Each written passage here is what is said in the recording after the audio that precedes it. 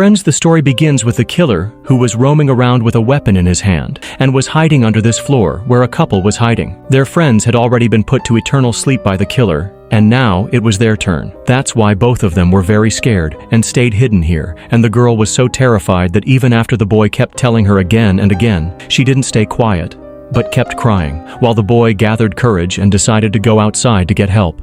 And as soon as he turned towards the outside, the killer immediately attacked him and cut his throat with the weapon he was carrying and threw it towards the girl. Seeing this, the girl screamed loudly and started running quickly to save her life, but unfortunately she could not escape from the killer's trap, and the killer also mercilessly killed her. After this, some articles are shown which were about Charlie's farm. Till today, whoever went there never came back, and in newspapers they were declared missing. After this dangerous intro, the scene shifts to a couple named Jason and Natasha, who also had a man named Mick with them, who was Jason's friend. Jason and Mick were planning to go somewhere. That's when Mick tells Jason, "Why don't we all go to Charlie's farm, which is considered the best horror place?" Although earlier a family used to live there, but they were cannibals.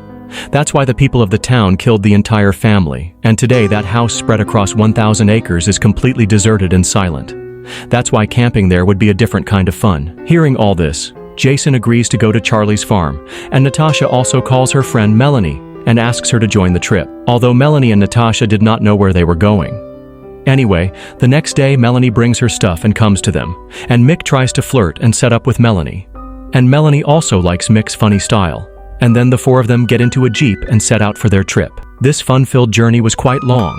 Evening was falling, so all of them went into a pub to find out the exact location of Charlie's farm, but no one told them the address of that place, which was quite strange. Seeing this, Mick goes to an old man named Blue and asks him about Charlie's farm. On this, Blue says that many years ago I also went there with my friends, and that place is really extremely dangerous. That's why you people should not go there. But Mick doesn't listen to him at all and comes out with his friends. To stop him, one of Blue's companions comes to Mick and again warns him not to go there. Getting annoyed, Mick starts fighting with him. And in anger, that man also tells Mick the address of Charlie's farm, where death was waiting for all of them. According to the address given, Charlie's farm was still quite far. So they decide to spend the night camping under the open sky. And when the four of them are sitting around the fire, Natasha refuses to go to Charlie's farm because everyone had told that place was dangerous. But Melanie wanted to go there so that she could experience that horror house. Mick says to them, "Let me tell you the whole story of Charlie's farm, which I was told in childhood. In the 80s, a couple named John and Meredith used to live there happily with their son, Charlie. This family was called the Cannibal Family because they killed many workers on the farm and ate them. Most of John's prey were girls, whom he tied to the bed and tortured physically, while Meredith killed them, cooked the meat, and fed it to the family. Charlie's favorite food was ribs, that is human ribs, which he ate with great joy.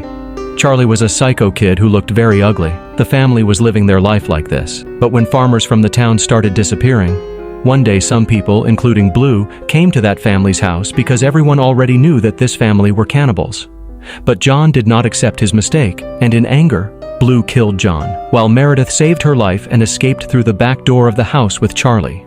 When the townspeople entered the house to search, they found many dead bodies there, brutally murdered, while Meredith and Charlie had escaped, and it is said that even today Charlie is alive. After hearing this horror story, Natasha got really scared, but Mick explained to her that this is just a rumor, so we should go there. On this, Natasha also agreed. The next morning, to reach Charlie's farm, Jason calls his friend Tony. Tony says don't go there, that's better. But Jason was stubborn that he would definitely go there, so he insisted Tony tell him the address. Tony also gave him the location and also told him to stay alert. After that, the four of them continued their journey in a fully excited mood, and after a while, they reached near Charlie's farm. There was a lock on the gate, and the jeep could not go further, so they left the jeep there and went ahead on foot. After walking about 2 kilometers, they finally reached Charlie's farm, which was in a terrible condition. Still, they were very happy to see it, and quickly went inside the house, where there was filth everywhere. While visiting the house, they found a room whose door was locked, but after some effort, Mick managed to open this door, and when they all went inside, they found a teddy from Charlie's childhood, which Melanie found very cute, so she decided to keep it with her. Although Natasha forbade her from doing so, she didn't listen and kept the teddy in her bag. When Jason goes into a room, he sees bloodstains on the ground. This was the same room where a girl named Amber was tortured. From here, the story turns to the past, When the townspeople entered the house, they found Amber's dead body cut in half.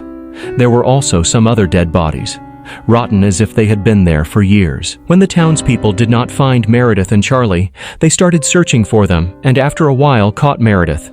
But Charlie was not with her, because Meredith had already hidden him somewhere. Meredith told the people that he had died a year ago, and believing this lie, people also killed Meredith. And all this was secretly seen by Charlie. Mick was telling this whole story, which scared the three of them a bit. But then Mick calmed them down and sent them to their rooms to sleep. At night, when Melanie was sleeping with Charlie's teddy near her, suddenly she saw a tall, broad man in front of her. But being in deep sleep, she ignored it and went back to sleep. The next day, two more people named Gordon and Alyssa come to Charlie's farm, and after meeting these people, they tell them that we came here to search for our friends who disappeared weeks ago.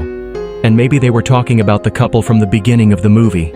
Anyway, everyone sat and talked about Charlie's farm while having breakfast. And meanwhile, Melanie went to get Charlie's teddy, but she didn't find it in her bag. She accuses Mick of stealing it. But Mick clearly denies taking the teddy. Hearing this, Melanie tells them that last night someone came into the room and probably took the teddy, but no one believes her. Then everyone divides into groups of two and goes out to explore the farm. On the way, they see many abandoned cars whose owners were nowhere to be found. But still, they didn't get scared and kept moving ahead. Some distance ahead, Mick and Melanie see a dark pit from which a very foul smell was coming. But the darkness was so much that they couldn't see anything and moved ahead, but they didn't know that someone was watching them. Mick and Melanie then find a lake, and both of them go into it to bathe. On the other side, Alyssa and Gordon are shown, who find an axe outside the warehouse. Gordon picks it up, but it was quite dangerous, so Alyssa orders him to leave it there and takes him inside the warehouse, where there was a bed on which Charlie used to sleep. But they didn't understand this, and as soon as both were leaving, suddenly Charlie attacked Gordon's chest with the axe and killed him, while Alyssa hid in a corner by closing the door quickly to save her life. But Charlie broke the door and came inside, and seeing his terrifying monstrous form, Alyssa was shaken to her core. And within minutes, Charlie found Alyssa, knocked her unconscious, laid her on the ground, and mercilessly crushed her head with a tractor wheel, killing her. Meanwhile, Tony was very worried about his friends, so he immediately set out for Charlie's farm to check on them. On the other side, we see Natasha and Jason, who also find a warehouse-like place into which only Jason goes.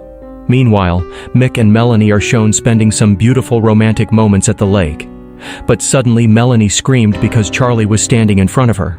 But Mick wasn't scared at all seeing Charlie, and very confidently he came out of the lake and went to talk to Charlie, because he had ruined their romantic mood by interrupting. That's why he started insulting him. But this had no effect on Charlie. Instead, he kept laughing.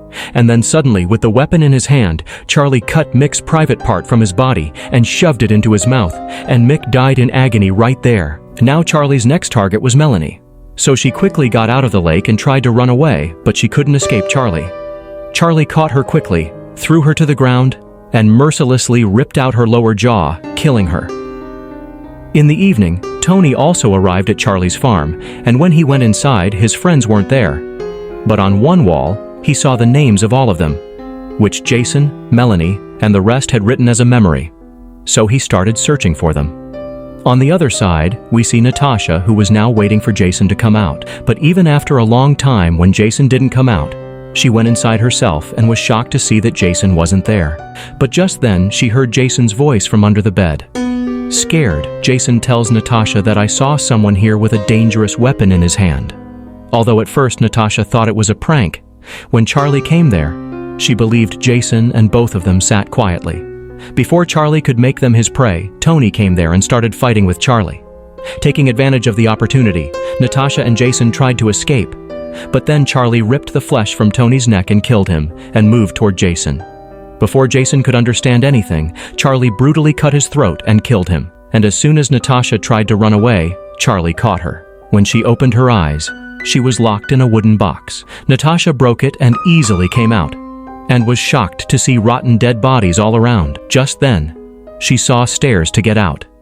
As soon as she tried to climb the stairs, Charlie came there. But before he could see her, Natasha hid. And as soon as Charlie left, Natasha quickly tried to get out.